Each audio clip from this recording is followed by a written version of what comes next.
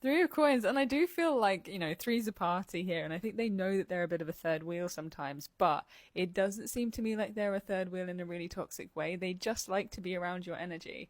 And the fact that, let me show you these cards here, because we've got parental energy of the monarchs there, and then we have these three kittens climbing on top of each other. So it's almost like when this person is around, it's like having a child around. It's almost a bit of an innocent energy of like, this is someone who likes to be in your energy when you're together as a couple, because it's like having both parents there. It's like being in a really safe space. You provide a safe space for this person to like play around and be themselves and be silly. So it doesn't feel like this person is really trying to actively go after your person. I mean, maybe events in your real life relationship contradict this, in which case use your own discernment. But it sort of feels to me like things are quite innocent.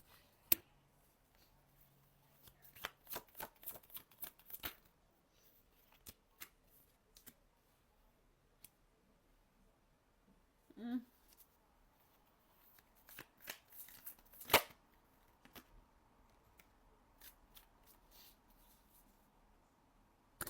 I don't know. Okay, well, with the Death card and the Two of Cups and the Page of Coins, I think. I mean, I wonder if this relationship ended between you and your person, or if it didn't work out between you and your person, if they might try and make something work, if they might sneak in afterwards with the Two of Cups there, and the Page of Coins. They might try and make their offer, but I think there's something within them that kind of knows that they like probably couldn't really live up to you. I don't know. It sort of feels like a bit of a pipe dream. It sort of feels like they have a bit of like a feels almost like a silly and innocent crush on one of you, um, and it doesn't seem like they're actively trying to oust you from the picture. It just it almost seems quite kiddish. It almost seems quite like immature and silly. It's like, if we were back in the 90s and you were Britney and your person was Justin Timberlake, they would sort of have your faces plastered all over their walls. It's almost like they're a fan of your work. They love your work. And like, of course, you would date your favorite celeb if you had the chance to. You know that you probably like couldn't in real life. You know that maybe that's a bit of a pipe dream and it's not something that could ever necessarily come true for you. But if you were given the opportunity, of course you would say yes.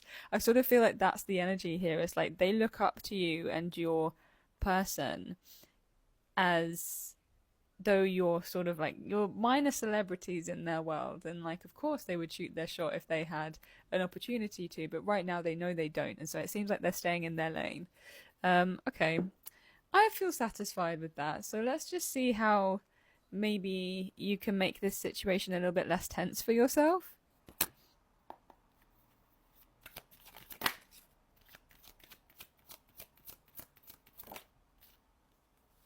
Oh, oh my gosh, too many cards.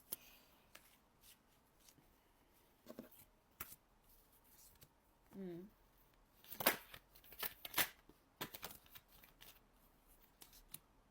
I think you have to get a hold of yourself and remember who you are. I think sometimes when you're not sure of someone's intentions, you can like jump to conclusions and assume the worst.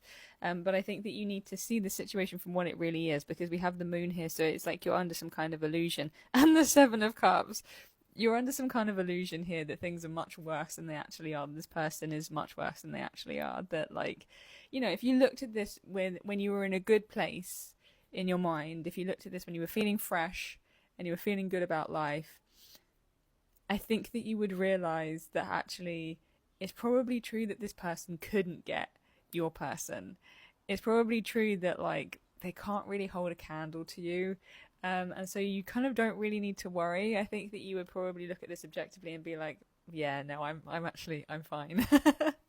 I haven't got anything to worry about here. Not in a nasty way, but I just haven't got anything to worry about here. Um, I think you need to remember who the fuck you are so that you don't go cussing people out when there's no reason to cuss. Also maybe you're sort of like projecting your own insecurities onto this person. Just something to think about. But I'm going to leave you with that one. Book a reading via my bio if you want to. Bye.